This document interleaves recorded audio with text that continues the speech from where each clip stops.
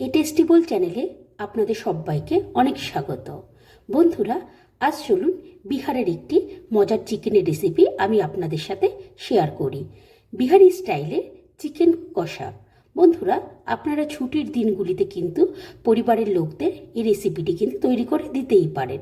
এই রেসিপিতে কিন্তু পেঁয়াজ এবং মশলার পরিমাণটা কিন্তু একটু বেশি পরিমাণেই লাগে। আপনারা কিন্তু বাড়িতে অবশ্যই বানাবেন।